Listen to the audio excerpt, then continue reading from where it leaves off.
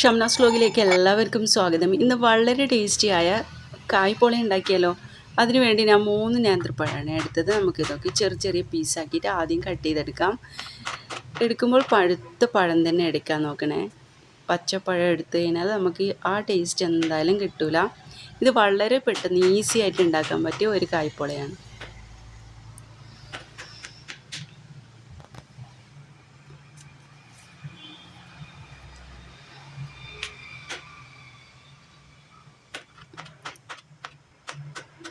ഇതുപോലെ ചെറിയ പീസാക്കി തന്നെ കട്ട് ചെയ്തെടുക്കാൻ ശ്രദ്ധിക്കണം.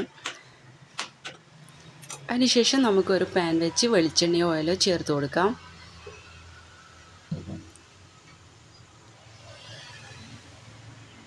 ഇത് നമുക്കൊരു ബ്രൗൺ കളറാകുന്ന വരെ വഴറ്റിയെടുക്കണം.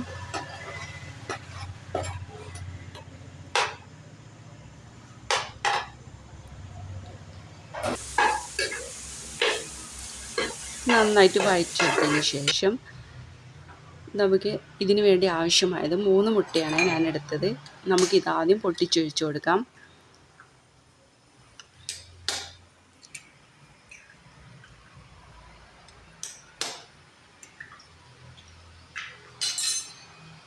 അതിനുശേഷം നമുക്ക് ഒരു 5 ഏലക്ക പൊടിച്ചത് കൂടി ചേർത്ത് കൊടുക്കാം. പിന്നെ ഇതിലേക്ക് 3 ടേബിൾ സ്പൂൺ പഞ്ചസാരയാണ് ചേർത്ത് കൊടുക്കുന്നത്. 3 ടേബിൾ സ്പൂൺ എന്ന് പറഞ്ഞാൽ 2 ടീസ്പൂൺ ആകുമ്പോൾ 6 ടീസ്പൂണാണ് ഒഴിച്ചു കൊടുക്കേണ്ടത്. ടീസ്പൂൺ ആണെങ്കിൽ 3 ടീസ്പൂൺ പാൽപ്പൊടിയും കൂടി ഞാൻ ചേർത്ത് കൊടുക്കുന്നുണ്ട്. ടേബിൾ സ്പൂൺ ആണെങ്കിൽ പഞ്ചസാര 3 ടേബിൾ സ്പൂണാണ് ചേർത്ത് കൊടുക്കേണ്ടത്.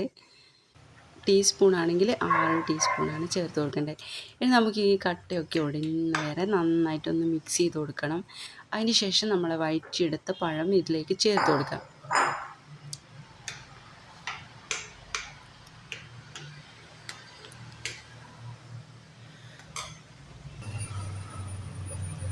ഇതുപോലെ ഒരു പാൻ വെച്ചതിന് ശേഷം നമുക്ക് നെയ്യ് ചേർത്ത് കൊടുക്കാം.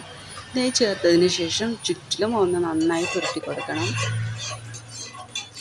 അഥവാ കുക്കറിലാണ് ഉണ്ടാക്കുന്നതാണെങ്കിൽ നമുക്ക് കുക്കറിൽ നല്ലോണം നെയ്യ് ചേർത്ത് കൊടുക്കേണ്ടതാണ്. അല്ലെങ്കിൽ ഒട്ടിപ്പിടിക്കാൻ സാധ്യതയുണ്ട്. അല്ലെങ്കിൽ ഇതുപോലെ നോൺ സ്റ്റിക്കിലാണെങ്കിൽ നമുക്ക് എളുപ്പം കൊണ്ട് ഇളകി കിട്ടും. ഞാനിപ്പോൾ ഇതും ചുറ്റിലും ഞാൻ പുരട്ടി കൊടുക്കുന്നുണ്ട്.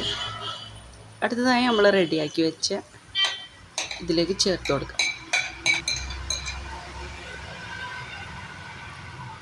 എല്ലാം നമുക്ക് ലെവൽ ചെയ്ത് കൊടുക്കണം. അല്ലെങ്കിൽ പഴം ഒരു സൈഡ് തന്നെയായിട്ട് നിൽക്കും. ഇതുപോലെ ലെവൽ ചെയ്തതിന് ശേഷം 15 മിനിറ്റ് ലോ ഫ്ലെയിമിൽ വെച്ച് കഴിഞ്ഞാൽ നമ്മൾ അടിപൊളി ടേസ്റ്റിയായ കായ്പോള റെഡിയായി.